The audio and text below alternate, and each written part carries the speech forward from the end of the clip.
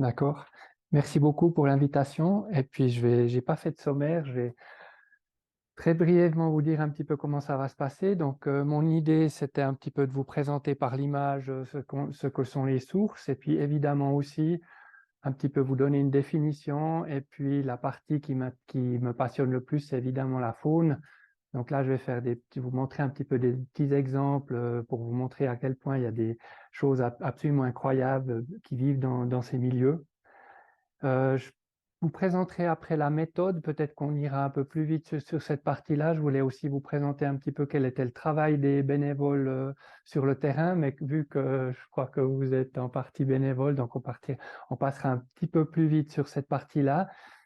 Et puis, j'aimerais aussi profiter de vous montrer un petit peu toutes les atteintes qu'on peut voir sur le terrain, comment ces milieux sont finalement assez malmenés dans la nature, et puis comme ils ont été pas mal négligés, pour finir après par une note positive de tout ce qui est peut-être entrepris avec ces milieux. C'est souvent des milieux qui sont très petits en surface. Il faut souvent très peu de moyens pour arriver à les revitaliser, à les valoriser et puis à inverser la tendance au niveau des atteintes. Donc voilà, c'est un petit peu le déroulement de cette présentation. Alors, vous voyez, j'ai exprès mis une photo de ce que sont les sources dans le parc et en général. Donc, c'est des milieux qui ont l'air vraiment très discrets, petits. Il y a de la végétation typique des zones des sols imbibés, un petit filet d'eau qui s'écoule. Souvent, ce filet d'eau, la quantité d'eau, elle augmente vers le bas, mais c'est vraiment des milieux qui sont cachés et discrets. Et pourtant, on le verra par la suite, qui sont extrêmement intéressants. Donc, quand vous pensez aux sources, vous pensez évidemment à des choses beaucoup plus spectaculaires. Donc ça, c'est des photos que j'avais déjà montrées quand on avait fait la petite après-midi d'information. Donc, il y a en Suisse, comme en France, où on doit payer pour aller voir les fontaines de Vaucluse, la fontaine de Vaucluse, il y a en Suisse partout un peu des sources qui sont totalement spectaculaires, comme celle-ci qui est une vallée parallèle quand on monte au col du Soustun et qui en fait sort sur une faille de la roche. Donc là, on a un niveau imperméable avec toute l'eau qui sort. Et puis, vous avez des milieux créneaux qui se développent ici en bas de falaises sur le talus, avec aussi pas mal de bétail. On verra pourquoi le bétail pose problème. Une autre de ces sources remarquables, c'est une source qui est alimentée par le glacier de la Plaine Morte, donc dans le fond du Simmental. Bide Sieberbrunn, c'est une source vraiment très impressionnante, mais étonnamment très pauvre en faune, parce que l'eau est tellement violente, là, il y a tellement de force d'arrachement, il y a beaucoup de charriage qu'en fait la faune n'arrive pas à s'installer. Non seulement elle n'arrive pas à s'installer, mais il n'y a pas vraiment de biofilm qui se forme à la surface du substrat, donc il n'y a pas grand-chose à manger, et ça pose problème. Donc c'est une source qui est peu habitée. Par contre, si vous allez une fois dans ce coin, parce que c'est quand même un haut lieu du tourisme pédestre, vous partez un petit peu sur la droite de ces chutes, et vous verrez, il y a une petite sortie toute tranquille dans un trou. Et là, on a un petit ruisseau de source qui s'écoule. Et alors, cette source-là est très riche en faune. Donc, il y a comme ça des paramètres qui font que dans ces sources qui sont très puissantes, parfois, elles sont très pauvres en faune. Et puis, des sources, comme on les trouve un petit peu partout, qui sont importantes, qui naissent parfois d'un pergélisol, donc c'est des eaux très froides. Ici, c'est les sources du Durnan. Et puis, je vous montre cette photo pour vous montrer à quel point, quand on clôture l'exutoire d'une source, à quel point la végétation, la mégaphorbier de la zone de source peut s'exprimer et puis donne quelque chose de très beau et de très exubérant. Donc là, c'est simplement une clôture qui a été posée autour du milieu et qui empêche le bétail de pénétrer. Donc ça, c'est, je dirais, la première grande mesure qu'on peut faire pour préserver ce milieu, c'est de le préserver du piétinement. Il y a aussi des sources alors qui montent jusque très très haut en altitude. Donc c'est des zones où maintenant on commence à faire des prélèvements d'eau. C'est souvent dans les zones alluviales qui sont devant les frondaisons des glaciers. et où se développe toute une végétation, même à 2800 mètres d'altitude, une végétation et une faune tout à fait remarquables. Donc on peut vraiment trouver des faunes, des sources intéressantes jusque très très haut en altitude. Et puis comme on est à Châteaudet, je ne résiste pas à la tentation et il faut qu'on évoque les sources de la Sarine. Et puis là, je profite de la soirée pour vous poser une colle. Ce n'est pas vraiment une colle parce que je ne suis pas sûr d'avoir la bonne réponse, mais est-ce qu'on dit les sources de la Sarine ou est-ce qu'on dit la source de la Sarine?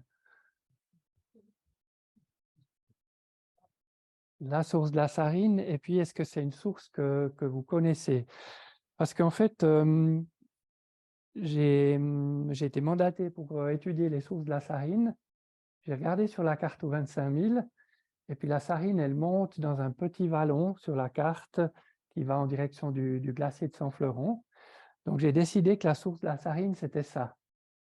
Et là, on voit cette source de la Sarine en automne, où il y a finalement très peu d'eau. Par contre, au printemps, eh bien, c'est une source qui donne énormément, qui a un gros débit, puis alors qu'il y a d'une richesse en faune, même en automne, il y a un sous-écoulement. Si vous soulevez les cailloux, elle est vraiment extrêmement riche. Puis après, j'ai mis ces données dans la banque de données, j'ai publié ces résultats, puis on m'a dit, mais ce n'est pas la source de la Sarine.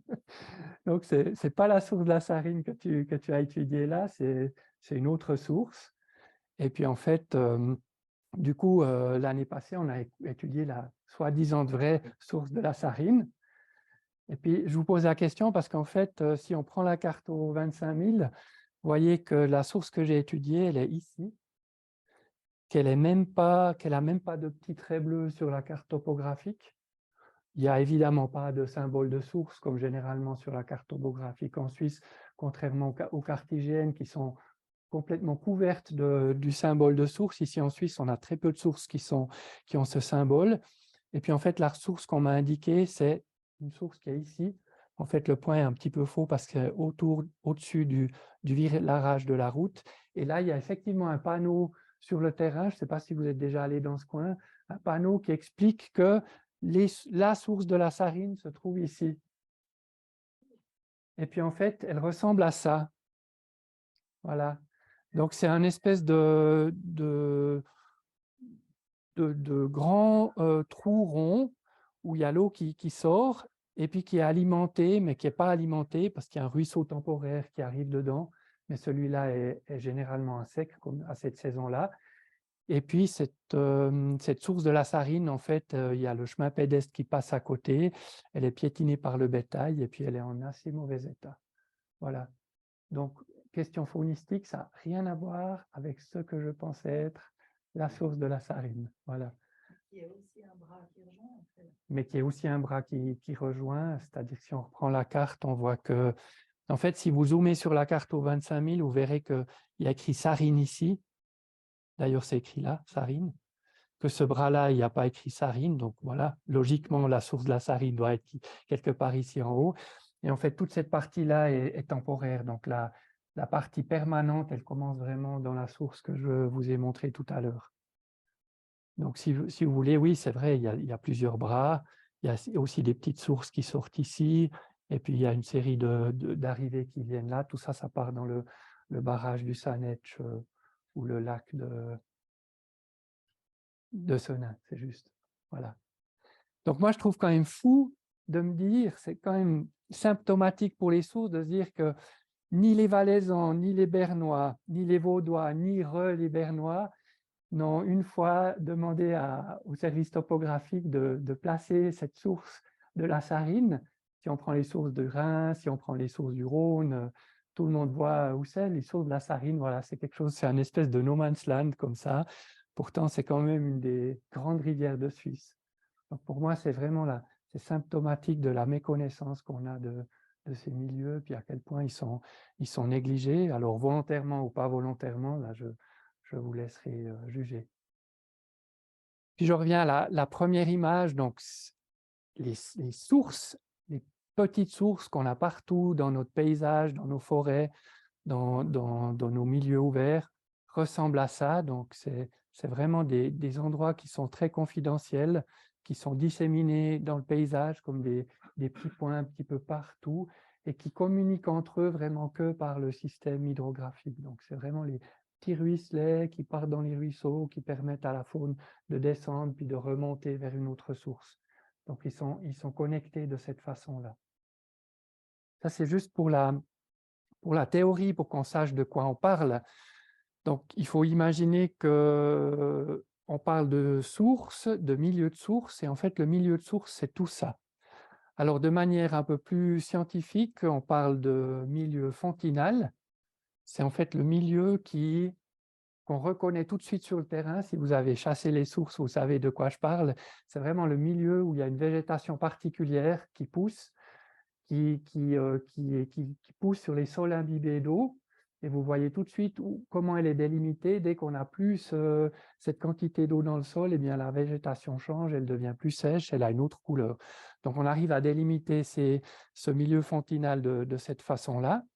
Puis, dans ce milieu fontinal, on a le milieu crénal, qui est en fait le vrai milieu de source où vit la faune aquatique, qui est en fait le secteur qui est couvert d'un film d'eau. Alors, ça peut être une couche d'eau ou alors vraiment juste une petite pellicule dans laquelle vivent certaines espèces. Puis, on a différents types de sources. Alors, on peut avoir des suintements qui sont associés à des exutoires, donc on a des sorties, et puis tous ces petits ruisseaux de sources peuvent s'assembler ou disparaître. Je ne sais pas si vous aviez des sources qui disparaissaient après une certaine distance, ou alors complètement disparaître, mais dans le principe, si ces ruisselets de sources s'assemblent, eh bien, ils donnent naissance à un ruisseau de source. Alors, qu'est-ce qui caractérise ce milieu et pourquoi il est particulier? Eh bien, il faut imaginer que c'est souvent des zones en hiver, on voit, c'est des zones qui sont plus longtemps dégagées de neige. J'ai même souvenir d'une source qui est à 2800 mètres au-dessus de Saint-Luc. On passe à côté en hiver quand on va se promener là, et puis c'est une zone qui est complètement dégagée de neige, pourtant elle est à 2800 mètres, donc il y a vraiment une température de l'eau là qui réchauffe le sol. Et en fait, c'est des milieux frais en hiver, en été. Donc en fait, c'est la constance de température qui fait que c'est un milieu particulier. Puis cette température, elle va dépendre du débit, c'est-à-dire plus le débit est important, plus cette température va être conservée longtemps vers l'aval, et puis plus le débit est faible, plus vite l'eau va s'échauffer ou se refroidir, et plus cette constante de température sera limitée. Donc ça vous donne aussi l'extension de ce milieu. On a parlé de 10 mètres, quelque chose comme ça pour les petites sources, mais ça peut être beaucoup plus, ça peut être des centaines de mètres pour vraiment des grands milieux. Alors, on parle de sources, mais en fait, les sources sont composées d'un ensemble de milieux. C'est vraiment un écotone, c'est là où se rencontrent différentes faunes, un petit peu comme dans une haie. On a vraiment la rencontre de différentes guildes. Il y a la guilde des eaux souterraines, donc vraiment toutes les espèces qui vivent soit dans le karst, soit dans l'interstitiel, que ce soit des vers plats, des gamards, des niphargus, des petits escargots de source, toute cette faune-là. Par exemple, la source qu'on a vue tout à l'heure à la Sarine, il y a des petits crustacés, des espèces de petits isopodes qui ressemblent à des ailes, qui sont complètement dépigmentés, qui n'ont pas d'yeux, et puis qu'on trouve vraiment à la sortie. Mais en fait, leur vrai milieu, c'est les profondeurs du karst. Et c'est une petite fenêtre pour eux, pour ces espèces, pour elles, où on peut les observer.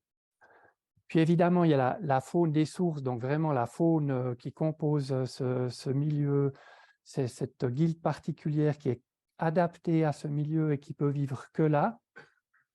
Et puis ensuite, on part progressivement dans le ruisseau, et puis gentiment, les espèces se succèdent. C'est là qu'on trouvera les larves de salamandres, qu'on trouvera certaines espèces de libellules.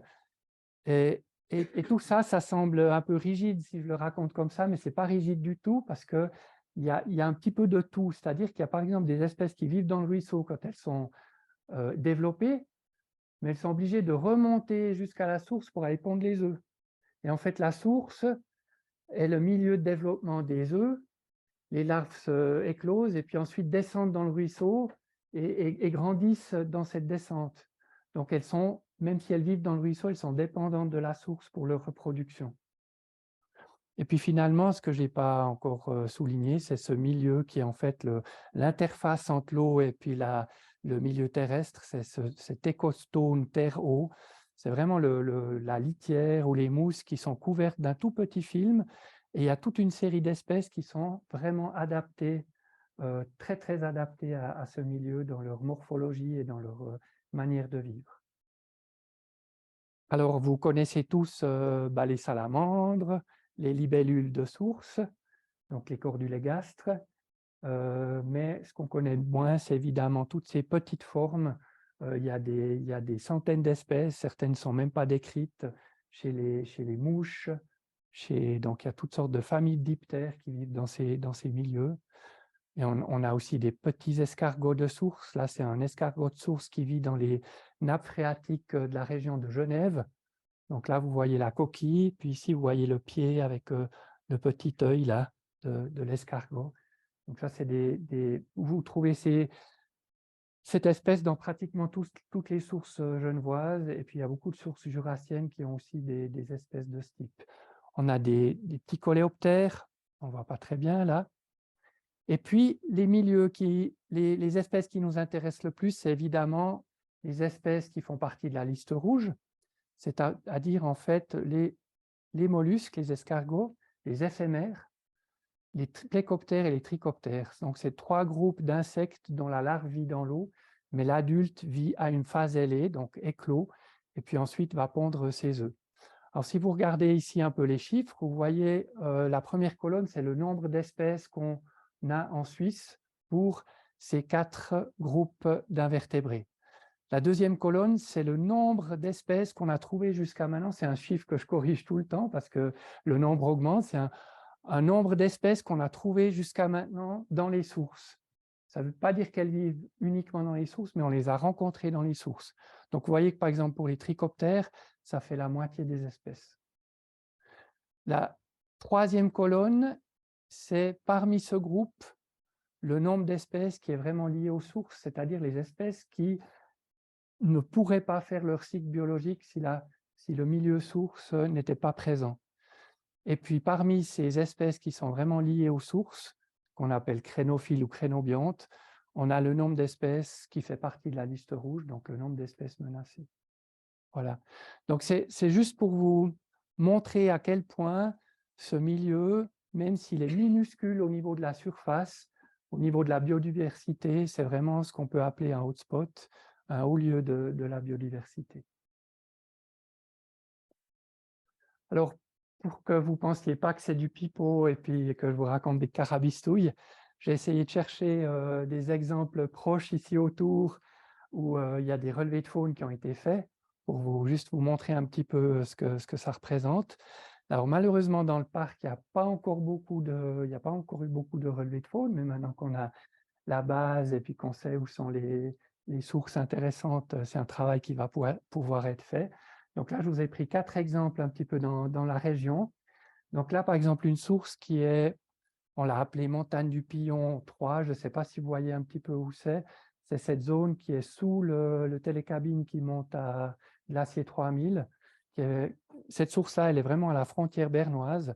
C'est intéressant, ces frontières cantonales, parce que c'est un petit peu des no man's land où le terrain appartient un peu à personne, donc on n'intervient pas trop. Nous, on a des rivières comme ça dans le Jura qui sont frontalières. Ben, je sens un petit peu la même chose, hein. On est entre le canton de Berne et le canton de Vaud. Et puis, la nature a vraiment encore sa place. Donc ça, c'est même une source dont les eaux partent sur Berne, donc elles descendent à Axteig.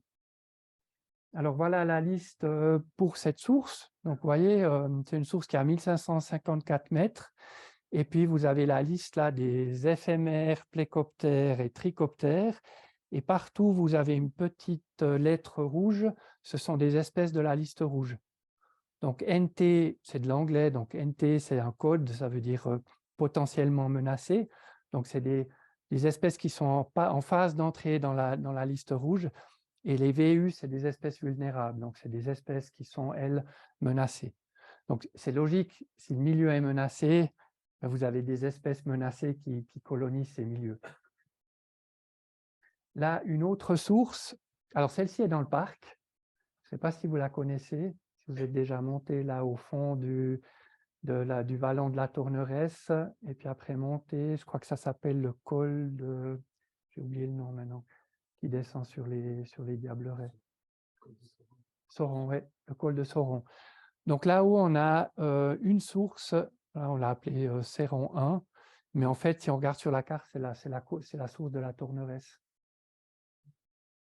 Alors là, on est à 1009, on est un petit peu plus haut. Donc, quand on est un petit peu plus haut, eh bien, la liste a tendance à se raccourcir, donc la diversité a tendance à diminuer.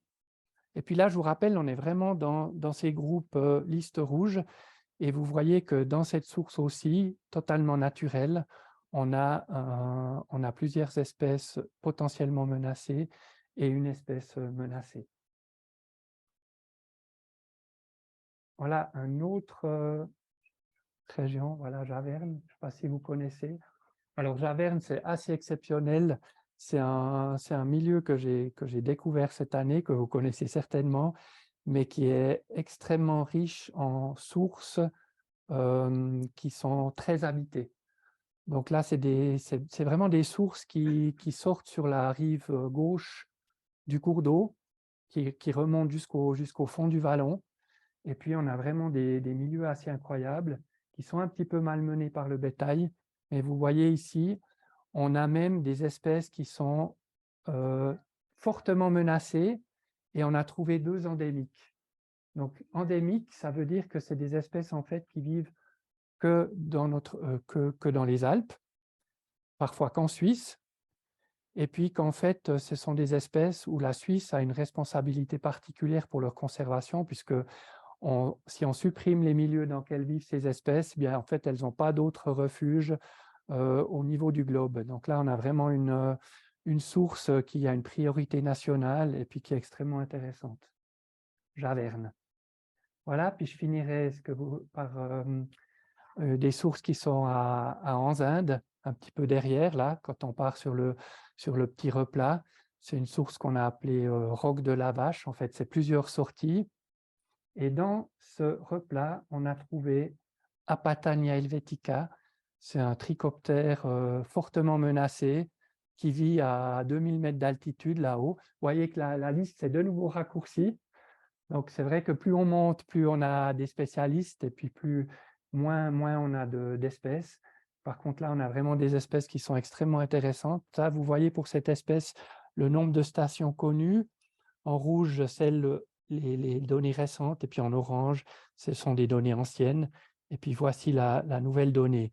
Donc, c'est clair qu'il y a certainement d'autres données qui sont présentes là sur l'arc alpin. Mais voilà, on a souvent des très petites populations, et puis il faut vraiment cibler ces milieux pour trouver ces espèces. Voilà, bah, vous ne voyez rien parce que simplement c'est une espèce de petite larve de frigane qui vit cachée dans un petit cocon en pierre, complètement camouflé, collé sous les cailloux. Donc il faut vraiment avoir l'œil un petit peu comme quand on cherche des morilles pour la trouver. Il faut savoir quel caillou retourner et puis comment regarder le caillou une fois qu'on l'a retourné.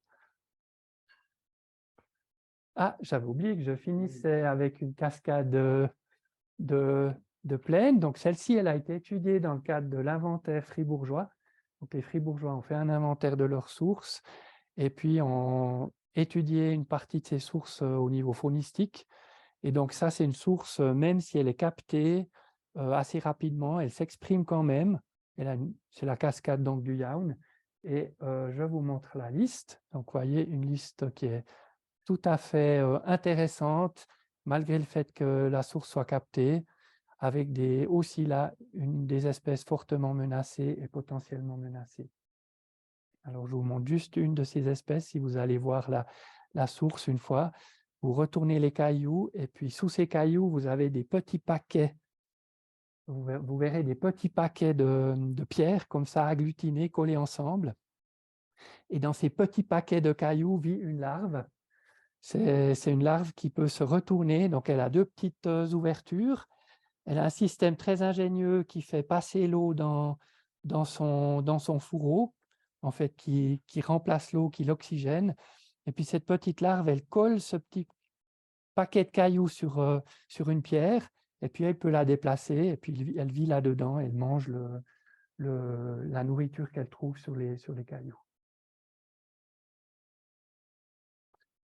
Voilà, alors je pourrais vous raconter pendant des heures sur cette faune et ces espèces particulières. Là, j'ai vraiment pris une famille d'insectes qui, à mon avis, est une famille vraiment représentative pour la faune des sources. Alors, c'est des espèces, c'est une famille qui s'appelle les drusinés, donc c'est des trichoptères. Les trichoptères qui vivent dans des fourreaux, et ces fourreaux, en fait, ils les positionnent vraiment dans le courant pour qu'on ait de l'eau qui traverse ce fourreau. Là-dedans, les larves ont des branchies. Ces branchies, elles les mettent dans le courant, et puis ça leur permet de tirer l'oxygène de l'eau. Alors, vous avez la liste complète des espèces suisses de cette famille, des Drusus. Et puis, je vous ai mis là toutes les espèces présentes dans le canton de Vaud. Donc, vous voyez que ça fait une jolie liste. Les espèces qui ne sont pas présentes dans le canton de Vaud, c'est vraiment des espèces qui sont de haute montagne, des espèces alpines. Alors, vous avez en haut de la liste plutôt des espèces de sources de montagne, puis après, quand on descend, on arrive dans les cours d'eau de montagne, et puis quand on arrive au fond, on est dans les sources du Jura et les sources de la plaine. Une partie de ces espèces, c'est celles qui ont le petit carré noir, ont des dents qui sont des mandibules qui sont complètement lisses. Donc elles sont complètement lisses, c'est un petit peu comme des petits ciseaux avec lesquels l'animal va sur les cailloux et puis va racler le biofilm. Sur les cailloux, il y a vraiment un film de bactéries, d'algues qui se développent, et elles se nourrissent de ça. Donc il y a très peu à manger dans les sources, mais elles arrivent à trouver leur nourriture en grattant les cailloux. Alors toutes ces espèces-là, elles ont les mandibules lisses, et en fait, elles broutent les cailloux. Vous voyez, ces animaux ont des têtes pas possibles, ça ressemble un petit peu à des petits oursons ou des choses assez incroyables. Et ce que vous avez là, ce sont les espèces qui ont des dents sur les mandibules. Donc on le voit très bien ici, des espèces qui ont des dents sur les mandibules. Si elles ont des dents sur les mandibules, bien, elles ne grattent pas les cailloux, mais elles vont broyer leur nourriture. Donc elles vont peut-être prendre des feuilles pour les broyer, ou alors elles vont attraper des proies, et il s'agit de prédateurs. Pour ce qui est des prédateurs, eh bien, vous voyez ici de profil une de ces larves qu'on a sorties du fourreau. Et je ne sais pas si vous voyez ça, mais elles ont sur la tête comme des espèces de soies. Donc, ça leur fait une espèce de petite couverture de soie sur la tête. Elles sont velues sur la tête. Et puis, elles ont autre chose, c'est qu'elles ont aussi des soies qui forment comme un peigne sur le ventre. Alors, il y a aussi des soies qui sont sur les pattes. Et si vous regardez ces larves dans le milieu, en fait, elles sont souvent placées comme ça, un petit peu dans le courant. Elles mettent leurs pattes comme ça, elles sortent leur abdomen, elles ont la tête qui plonge dans l'eau, et on ne comprend pas vraiment encore tout ce qui se passe, mais on pense que c'est des animaux qui capturent toute la nourriture qui dérive dans le courant. Donc, ça leur fait comme une espèce de filtre, un peigne avec lequel elles capturent tout ce qui passe en fait dans le courant, et elles vont se nourrir de ces petites proies. Les espèces qui sont velues sur la tête, souvent elles ont une petite dépression. Dans ces poils, il y a des bactéries qui se développent, et on pense que en fait, c'est comme une espèce de petit milieu de culture dans lequel l'animal, avec ses pattes, va chercher la nourriture pour l'amener à sa bouche. tout ça, il faut imaginer qu'il n'y a presque rien à manger. Donc, c'est vraiment des survivalistes là-haut. Il fait très froid. Ils ont déjà beaucoup de peine à pondre des œufs qui se développent. Mais en plus, ils n'ont presque rien à manger. Donc, c'est vraiment un groupe assez fou. Donc, ça, c'est ce que j'ai représenté ici par cette petite fourchette.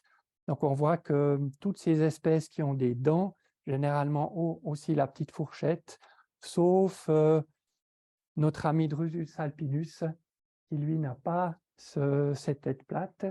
Et je vous montre maintenant à quoi ressemble. Donc là, il s'agit essentiellement de prédateurs. Et je vous montre maintenant à quoi ressemble ce monsieur Drusus alpinus. Donc c'est vraiment une larve qui ressemble à un petit ourson. Et c'est une espèce qu'on avait trouvée, qui a été décrite dans les Alpes italiennes, mais juste de l'autre côté du Valais, et qui a sa plus grosse population en Valais. Donc c'est vraiment aussi une espèce endémique qui est très très limitée dans les Alpes, qui a probablement survécu la glaciation et qui vit dans des sources ici, comme par exemple dans la vallée de Saas. Voilà, donc dans des sources très très raides. Vous voyez le fond de la vallée là. Donc elle vit là et elle se nourrit de nourriture qu'elle broie. Elle a une cousine proche qui est aussi endémique, c'est Franzi. Et puis vous voyez ici la distribution mondiale de Drusus alpinus, mondiale. Donc là, on a vraiment une espèce de nouveau où on a une responsabilité très très importante au niveau suisse pour cette espèce. Voilà, pour le canton de Vaud, il y a quelque chose qui ressemble aussi à ces larves qui ont des dépressions sur la tête. Vous voyez qu'elle n'est pas velue sur la surface, mais qu'elle a aussi une espèce de cercle de soie qui permet de capturer. Et ça, c'est une espèce, par exemple, qu'on trouve à Javerne, qu'on trouve aussi, on l'a trouvé au col du Pillon, on l'a trouvé dans les petites sources qui coulent dans le lac du Liozon. Je ne sais pas si vous avez déjà fait le tour du Liozon.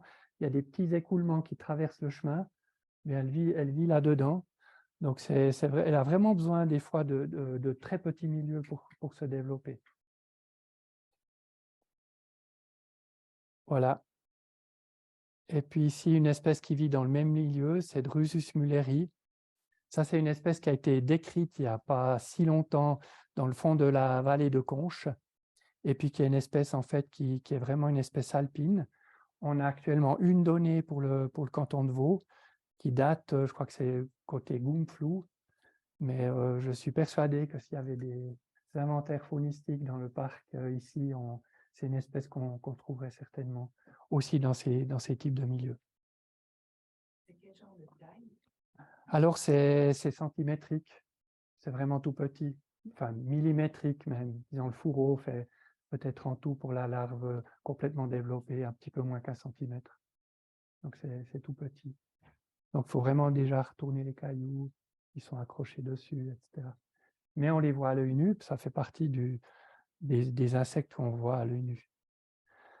Et puis voilà, le punk des Drusus.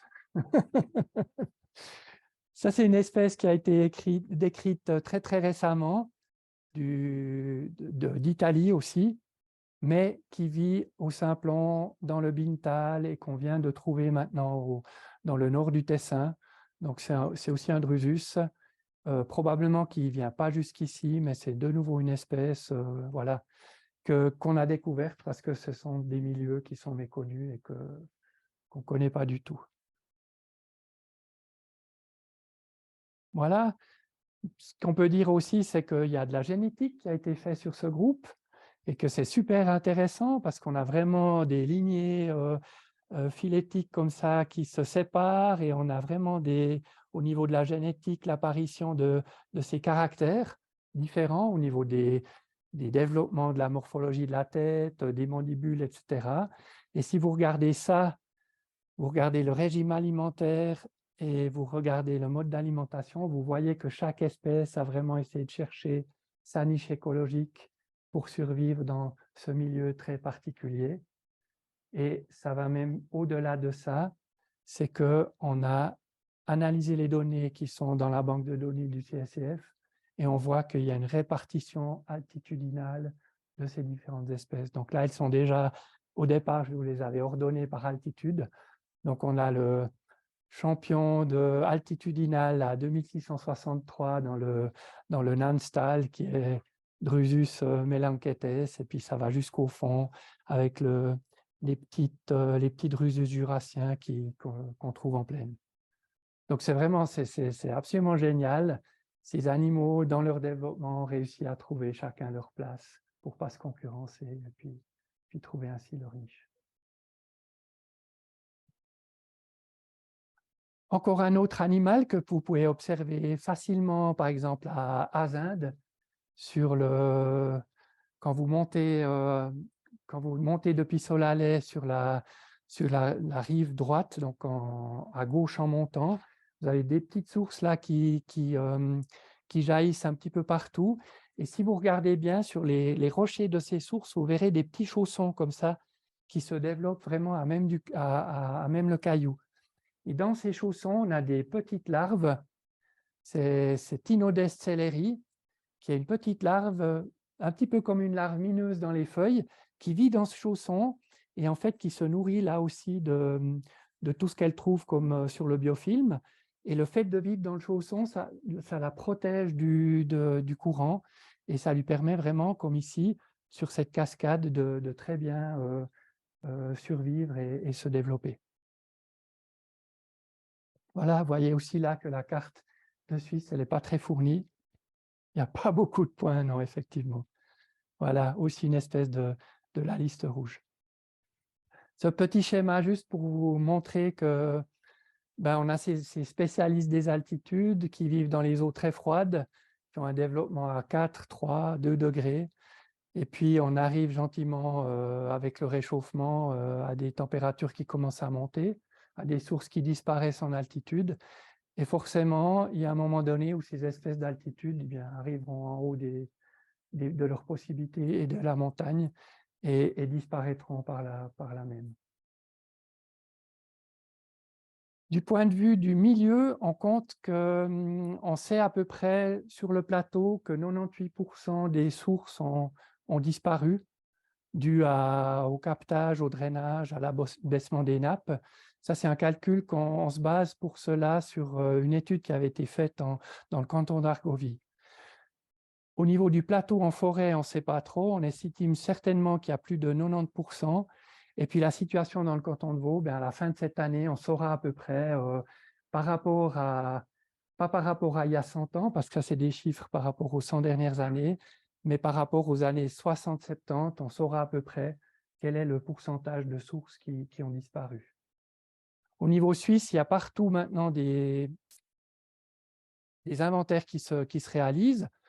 Berne, Bâle, Grison, Vaud, Jura, Fribourg et bien sûr, évidemment, les parcs. Il y a de plus en plus de parcs qui entreprennent ce travail. Et donc, je trouve ça absolument génial. Grâce à cette méthode, on arrive à évaluer la qualité des sources. Alors, ce n'est pas parce qu'on a une mauvaise qualité obtenue dans ce protocole que les chasseurs de sources ont pratiqué, qu'on a forcément une source qui n'a pas d'intérêt. Parce qu'en fait, si cette source dont on décrit les atteintes, dans une partie du protocole, on décrit la structure dans une autre partie, on obtient avec ces deux analyses une évaluation globale. Bien, si vous avez une source qui, comme on l'a expliqué tout à l'heure, est pas mal piétinée par le bétail, bien, elle aura une mauvaise note, mais c'est quelque chose qui peut être corrigé très facilement. Donc là, on a des potentiels au niveau de ces milieux qui, même s'ils sont évalués négativement, ben, c'est des choses qui sont réversibles. Voilà, donc c'est le protocole qui a été utilisé, la méthode qui a été utilisée lors de la chasse aux sources par les bénévoles. Les bénévoles ont eu un cours de formation et une après-midi d'introduction. Et puis après, vraiment un suivi et un monitoring, un soutien de la part de Maud et de Sylvie qui a été, je trouve, remarquable. Donc là, il y a vraiment un super boulot qui a été fait, ce qui fait qu'à la fin, eh bien, les 400 sources prévues ont pu être étudiées. Là, vous voyez un petit peu les documents qui étaient à disposition. Donc, chaque chasseur de sources a reçu un lot de sources avec une carte, aussi un lien où ils pouvaient aller sur une carte interactive. Donc, ils pouvaient aller voir sur le portail GeoAdmin pour voir où étaient ces sources, mettre la photo aérienne dessus, etc. Les protocoles qui correspondaient à ces objets qui lui étaient proposés, et puis toute une série de recommandations et de matériel. Par exemple, le débit, mesuré avec un sac en plastique qu'on place sur la sortie d'eau et puis qu'on vide dans un bidon. Donc, des choses très simples aussi. Les chasseurs de sources ont pris les températures, ont pris des photos et ont fait aussi des petits schémas de chaque source. Donc là, on a vraiment maintenant 400 sources qui ont été étudiées avec la méthode, où on a des données de débit, où on a des emplacements, où on a une évaluation de la qualité et de leur potentiel. Donc, c'est vraiment assez génial. Voilà. Quel est le but de tout ça avant de regarder les résultats? Bien, c'est évidemment on ne peut pas protéger les objets qu'on ne connaît pas, donc c'est un milieu qui a été négligé. Il faut savoir où sont ces sources pour pouvoir les protéger, même les plus petites. Ça permet aussi de revitaliser et intervenir si des sources sont atteintes. Et puis finalement, eh bien, peut-être pour certains captages qui sont à l'abandon ou loin de toute habitation, eh bien, c'est peut-être l'occasion de déconstruire ces captages. On verra qu'il y a des méthodes très simples pour permettre cela. Toutes ces données, elles vont aller donc dans la banque de données MIDAT. Une partie ont déjà été chargées. J'ai reçu tout le set de données il y a à peu près un peu plus d'une semaine. Donc, c'est vraiment les résultats que je vous présente, c'est les tout premiers résultats. On va faire des analyses plus poussées sur ces données. Et ces données vont être introduites dans une banque de données qui permet ensuite d'organiser. C'est vraiment un système d'information qui permet d'organiser les données et d'extraire des tables pour faire des analyses. À la fin, il y a aussi une procédure de classification qui a été mise en place par la Confédération pour évaluer les sources en fonction de leur importance. Toutes les sources sont importantes, qu'elles soient locales, régionales ou nationales, mais c'est vraiment pour un petit peu les trier et puis sortir les sources les plus importantes, les plus remarquables, qui nécessitent vraiment souvent une protection accrue. Donc là, je vous passe le système qui est un peu compliqué, mais il y a une série de critères sur la structure et la faune qui permettent de déterminer ce degré d'importance. Voilà. Je vous montre maintenant quelques atteintes qui ont été observées dans le parc et ailleurs. Donc souvent, les atteintes, on a déjà discuté du piétinement, mais ça peut aussi être du piétinement humain. Donc on a vu tout à l'heure la source de la Sarine avec ce petit sentier qui passe à côté, les gens qui passent dedans. Donc tout ça, ça a un effet sur le substrat, ça le rend plus meuble, ça le rend plus fin et ça détruit la faune. Beaucoup de sources font l'objet de dépôts. On aime bien poser des troncs sur ces milieux. Si l'exploitation de forêt se fait dans des sols détrempés, eh bien, c'est tous ces petits ruisseaux et sources de forêt en pâtissent. Et puis, ça, c'est des atteintes, je dirais, réversibles. Et puis après, il y a toutes les atteintes irréversibles. Alors, des atteintes irréversibles, c'est comme ici le développement de nouveaux quartiers dans le canton de Fribourg. Donc, on a des besoins d'eau accrus et dans ce cas-là, on a capté la source, mais la source donnait naissance à un ruisseau qui descendait sur 3 km dans un petit vallon sur de la molasse. Et en fait, le ruisseau a été supprimé sur 3 km et le petit vallon, il a été utilisé comme piste de débardage pour le bois. Donc, vous voyez là des choses irréversibles. Une autre atteinte que vous avez souvent rencontrée dans la chasse aux sources, c'est évidemment tous ces abreuvoirs qui sont dispersés partout. Ce qui se passe avec ces abreuvoirs, c'est souvent on prend l'eau là où elle sort. Donc, les vaches n'ont pas forcément besoin de boire de l'eau à 4 degrés. C'est peut-être même pas indiqué, peut-être, je ne sais pas. Il faudrait demander à des personnes qui s'occupent du bétail. Mais on pourrait très bien imaginer qu'au lieu de prendre cette eau à la sortie et puis de l'amener dans un abreuvoir, on pourrait prendre cette eau plus bas, l'éloigner du milieu crénal et puis au lieu d'avoir un milieu piétiné, le clôturer et puis laisser en fait la source s'exprimer. On a aussi vu sur les alpages, il y a des installations qui sont temporaires. Donc l'alpage, quand il est occupé, la personne vient chercher l'eau avec un tuyau, l'amène à la loge, et puis ensuite, à l'automne, quand elle repart, eh bien, elle démonte l'installation. Donc ça, c'est aussi des choses qu'on voit très, très souvent. D'autres atteintes alors plus graves, c'est qu'on a de plus en plus de projets maintenant où en fait l'eau potable est liée à de l'hydroélectrique. Alors on capte des sources pour l'eau potable, mais on a aussi l'intention de produire de l'énergie hydraulique. Donc souvent, c'est des quantités d'eau qui sont beaucoup plus grandes que ce qu'on utilise comme pour l'eau de consommation. C'est souvent des grands dénivelés qui permettent après de produire pas mal d'énergie, mais malheureusement de détruire ces milieux. Ici, un autre captage en Valais, où cette fois-ci, en fait, le milieu de source s'exprime, mais il arrive directement dans un regard sur un chemin. Donc en fait, ici, il est pris en charge par un tuyau qui part à la centrale hydraulique qui est dans le fond de la vallée. Donc là, on a déjà un petit plus, c'est qu'on a au moins un petit bout de milieu de source qui peut s'exprimer. À côté de ça, il y a de l'utilisation de la force hydraulique qui est plus artisanale, comme ici dans les sources du Boiron, où on a un petit moulin qui avait été installé à l'époque avec un petit canal qui fait tourner une roue. Dans le cas présent, c'est une construction totalement illégale, mais à Laval, on a quand même un milieu de source qui s'est très, très bien développé avec une faune intéressante.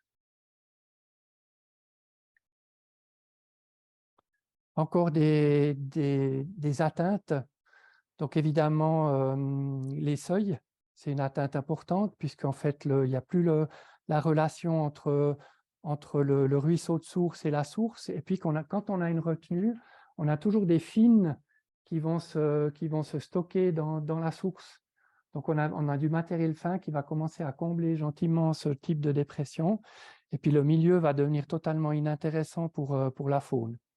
Dans le cas de retenue, on a l'eau qui s'échauffe, donc la faune de source, elle n'a plus sa température de 4 degrés, mais un milieu qui est un étang, et puis qui va s'échauffer au soleil, et puis là, la faune va disparaître.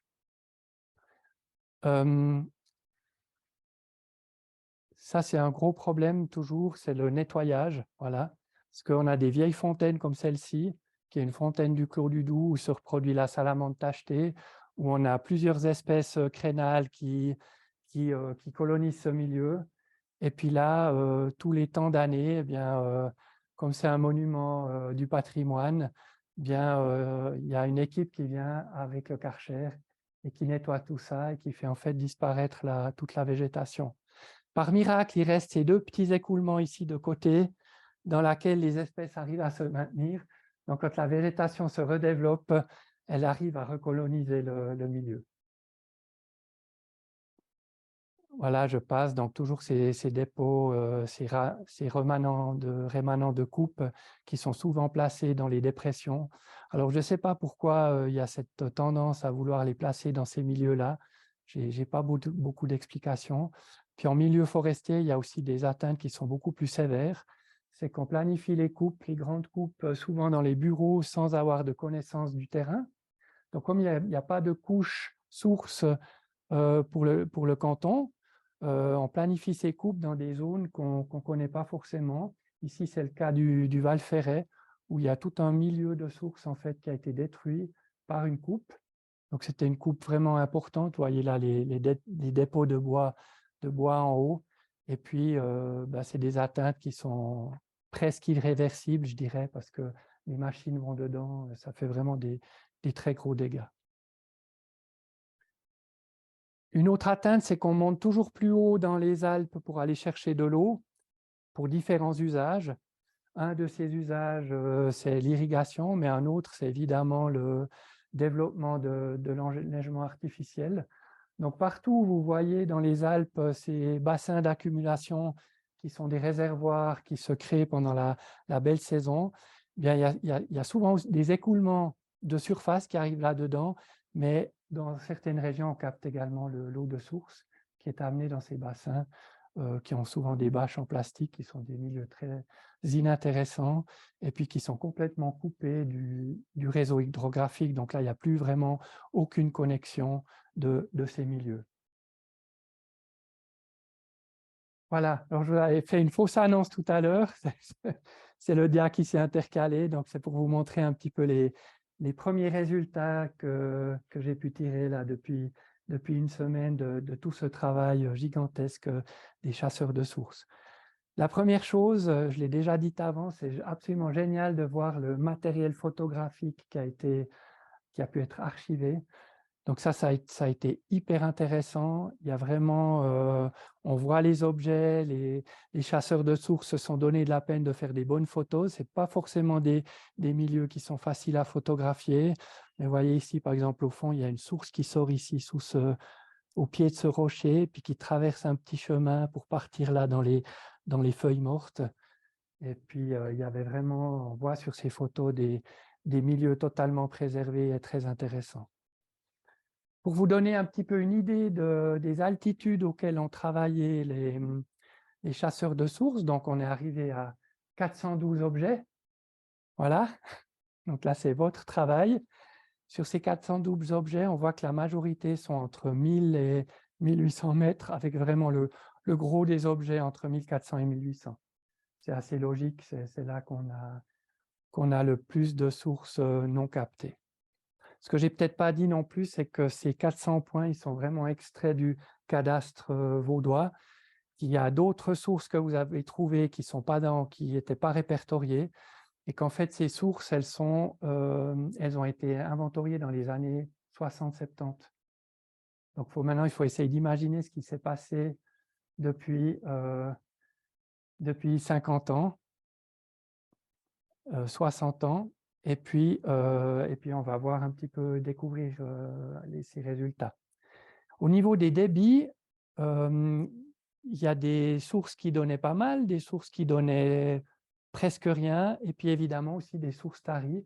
Donc, vous avez trouvé des sources qui ne donnaient rien, où il y avait peut-être encore une petite dépression visible, mais visiblement, il n'y avait plus d'écoulement. Voilà les débits trouvés dans les différents objets. Donc, on arrive à 176 objets sans eau. Voilà. Donc, c'est beaucoup. C'est vraiment beaucoup.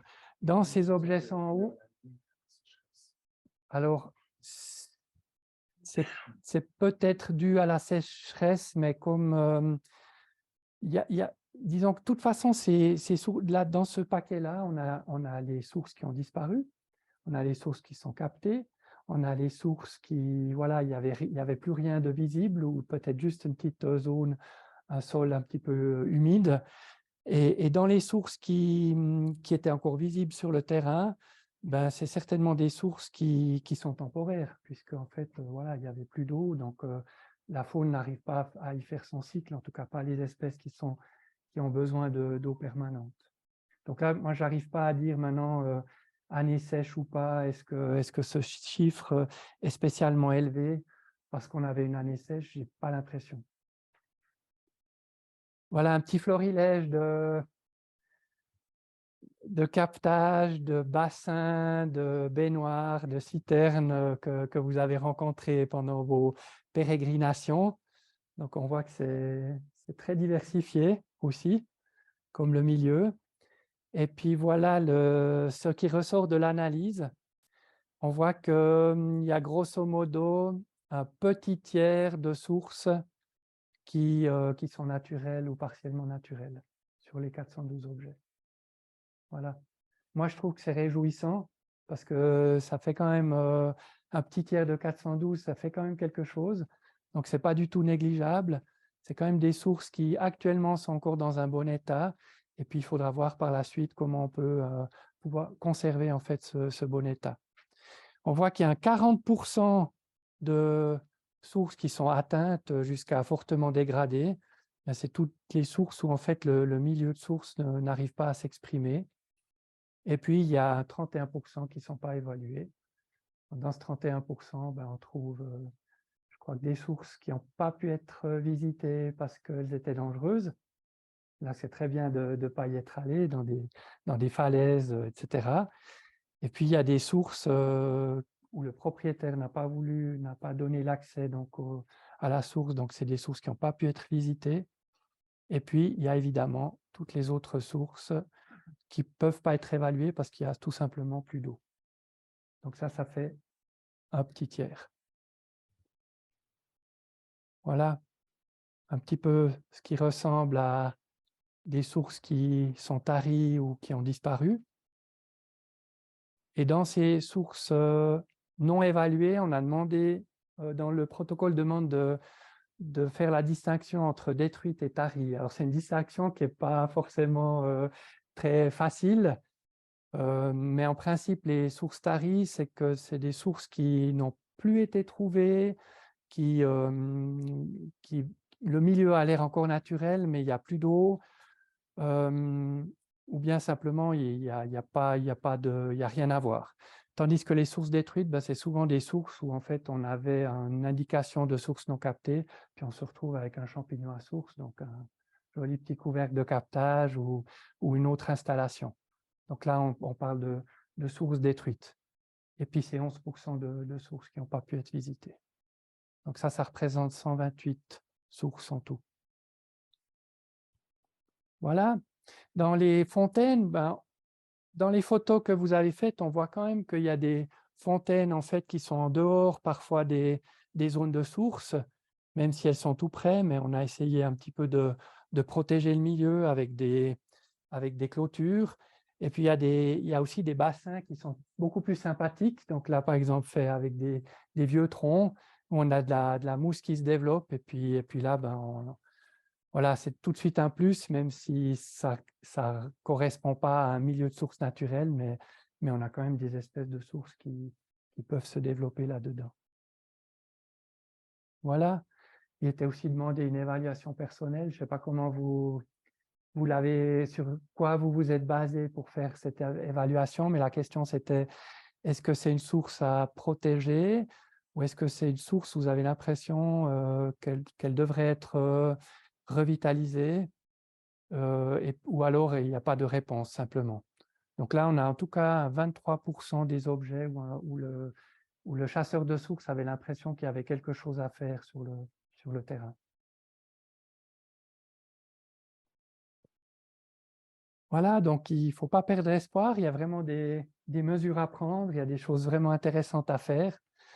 Je ne vais peut-être pas faire trop long parce qu'on a déjà passé 1 heure là. Je ne sais pas si vous avez des questions surtout par rapport à cette partie chasse aux sources et puis à ces premiers résultats, puis ça correspond à ce que vous attendiez.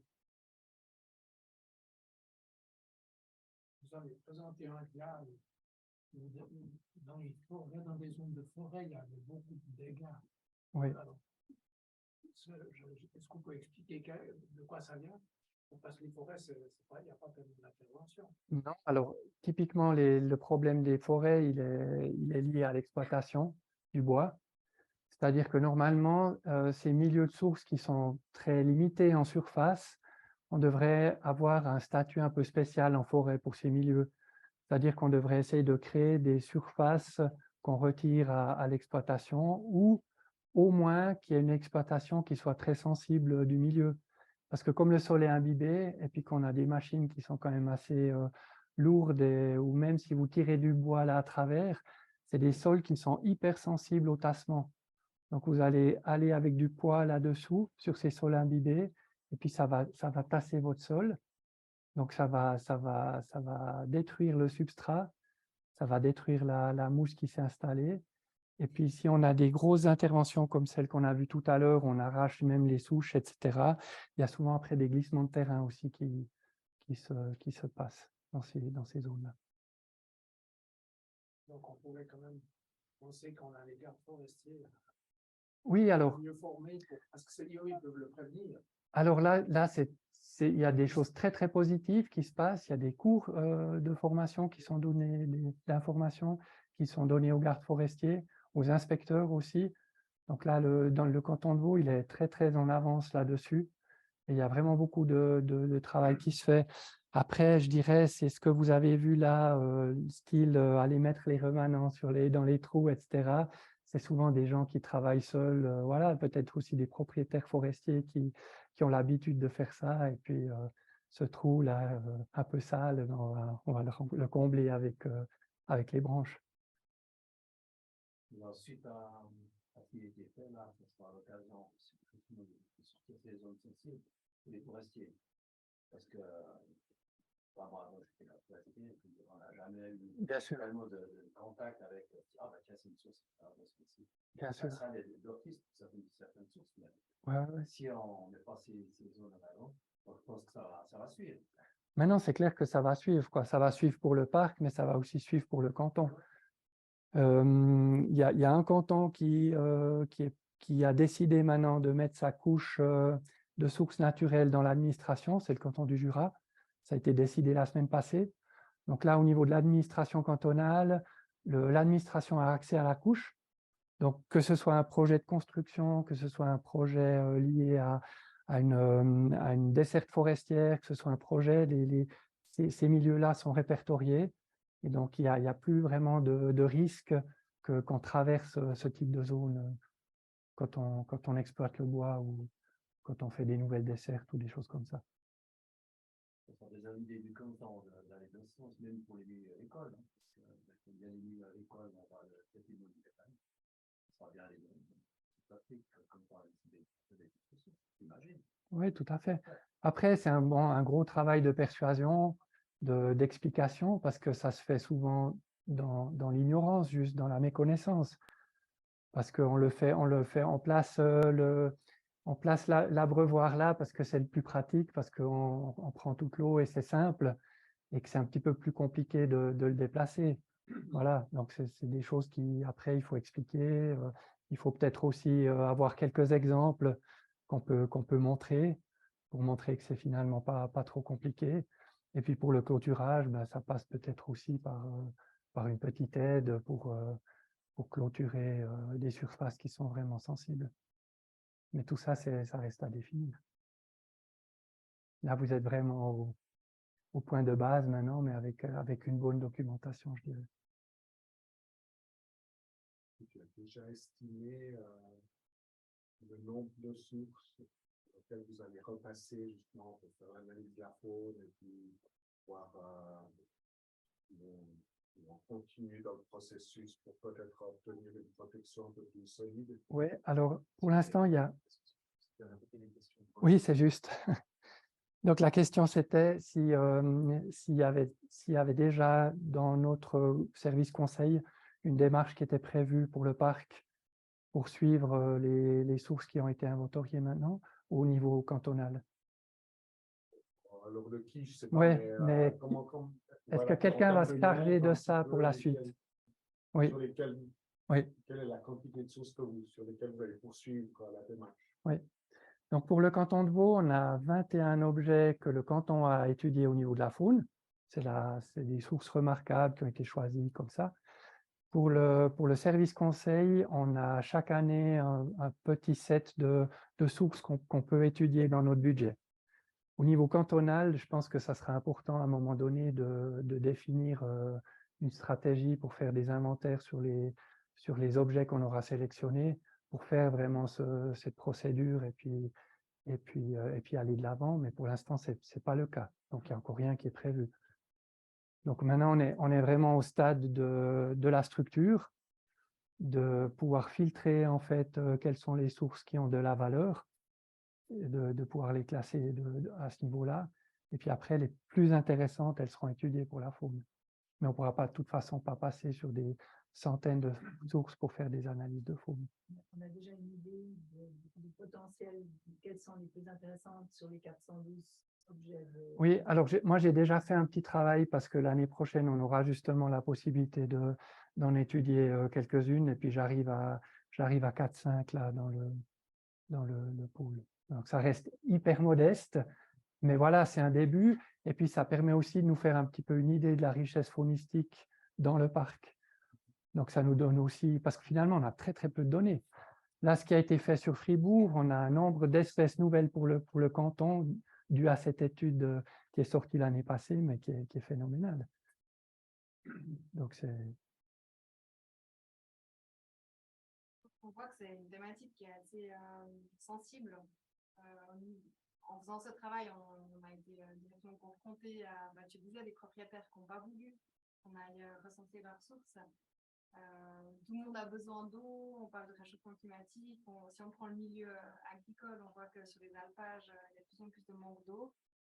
Et on a beaucoup de gens qui se sont promenés dans le parc, justement par cet inventaire, par ce travail des sources. Et comment on peut, quel message on peut faire passer à ces gens qui ont souci de l'avenir de ce projet, les sensibiliser au fait que c'est des milieux importants, alors de leur parler, voilà, toute la faune, la diversité que tu nous as montré, s'ils ne sont pas très sensibles, ça ne va pas forcément les intéresser.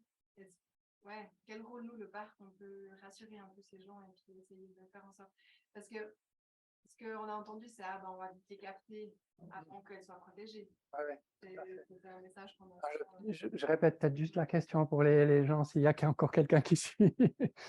Donc, la question, c'est de savoir, donc ta question, c'est déjà le constat, c'est qu'il y a une grande sensibilité par rapport à ces milieux de la part des propriétaires fonciers, on est d'accord, qu'il y a une inquiétude de plus avoir la liberté peut-être de faire de ces sources ce qu'ils ont envie, notamment peut-être des captages supplémentaires, parce qu'ils ont peut-être aussi des sources qui tarissent ou qui ont été perdues, donc ils sont peut-être obligés d'aller capter plus loin. Et puis quel message leur faire passer pour les sensibiliser à l'importance de ces milieux, puis peut-être aussi de voir ce qu'on peut faire dans le cadre d'un captage pour inverser la tendance. Parce qu'on peut capter de l'eau tout en préservant le milieu de source. C'est des choses qui sont possibles. Surtout si on a des sources qui sont à proximité immédiate du milieu bâti, enfin du bâti, quoi. Où ça fait sens de, voilà, il faut bien donner à boire aux vaches en été, etc. Donc, d'un côté, il y a ces sources remarquables qu'on va mettre en évidence, puis celles-là, comment faire pour les protéger et puis qu'elles ne soient pas captées. Puis après, il y a des sources peut-être moins importantes où il y a des deals à faire avec les propriétaires fonciers, leur montrer qu'il y a des solutions techniques pour capter sans détruire le milieu. Il y a aussi toute l'histoire du débit résiduel, parce qu'en fait, on fait un captage de source, on capte tout. Mais est-ce qu'il y a vraiment toujours besoin de tout capter, ou bien est-ce qu'on peut laisser de l'eau à la nature? Pour finir, on va tout capter jusque tout en haut, et puis je veux dire, il n'y a même plus d'eau fraîche qui viendra dans nos cours d'eau. Donc, à un moment donné, je veux dire, avec le réchauffement, c'est clair que ça va poser un problème.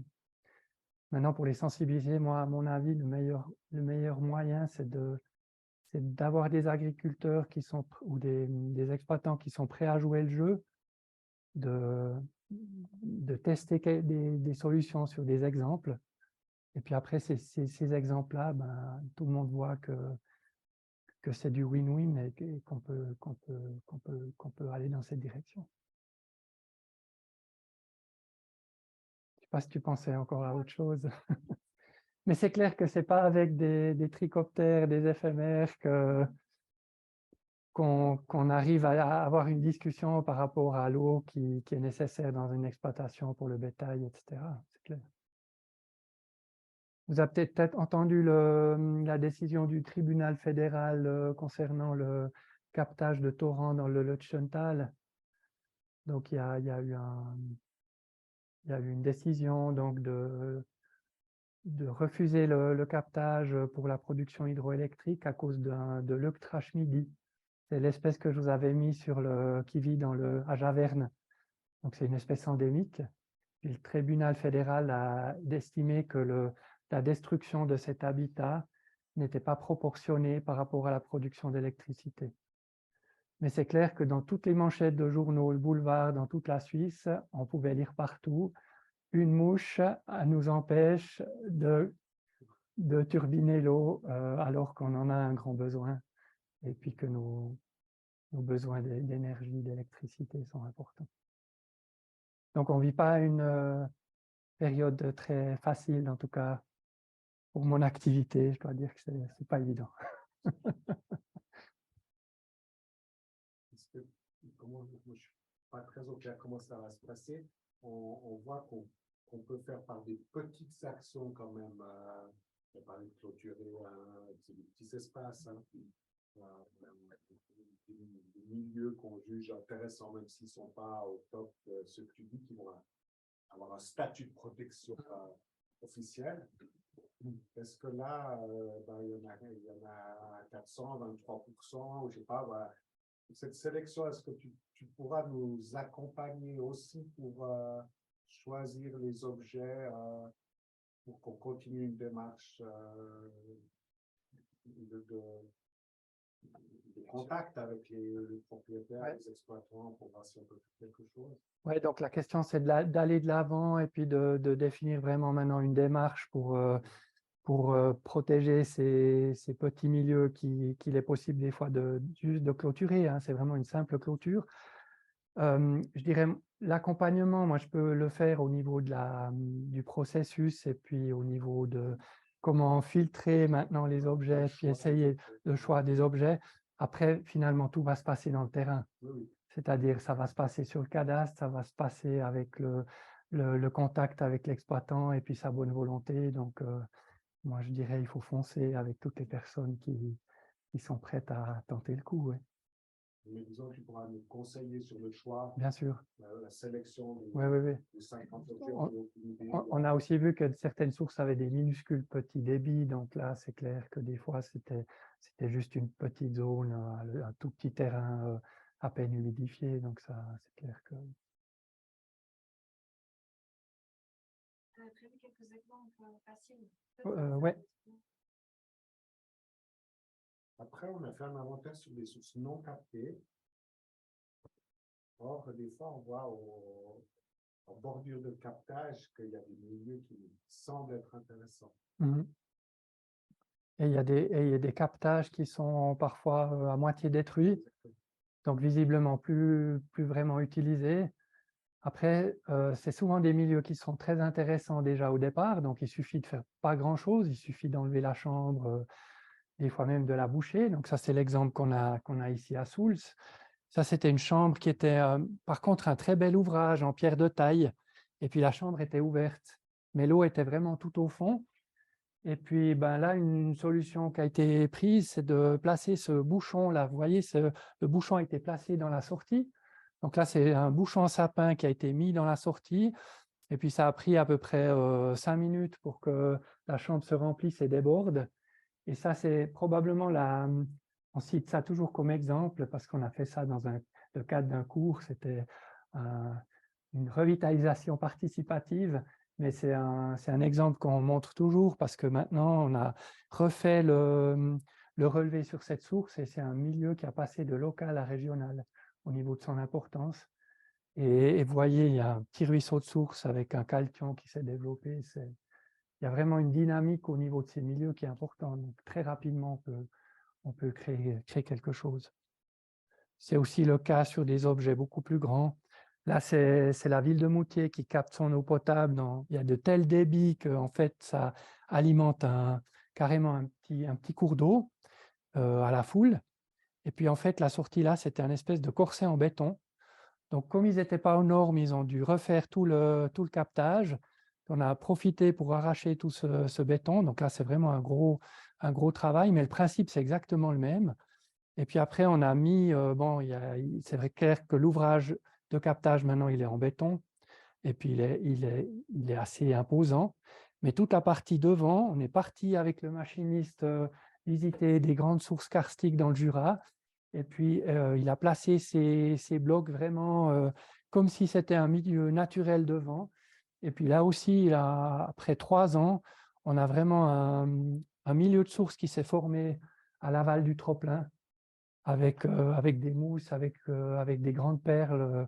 Donc, vraiment même d'assurer un débit résiduel à un captage ou d'assurer quelque chose en plus de ce qu'on prend. Donc, de ne pas tout prendre, c'est vraiment très bénéfique.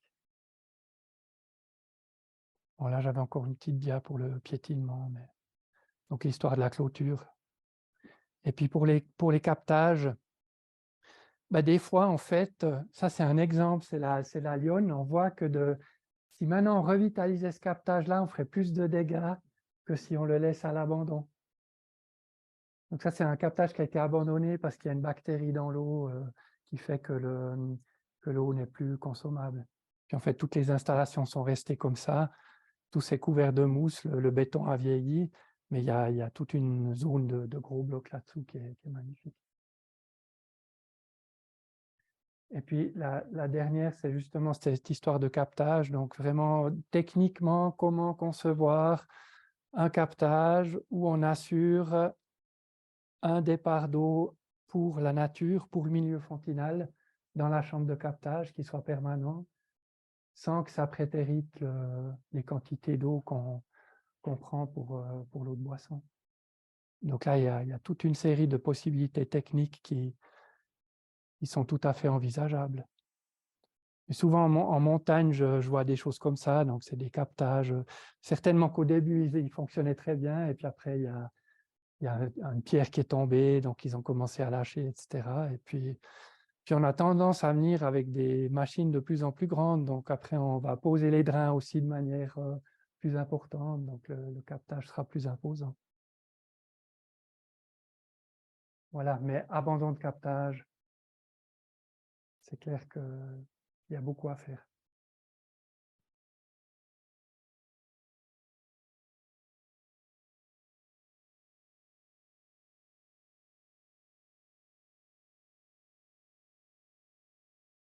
Merci.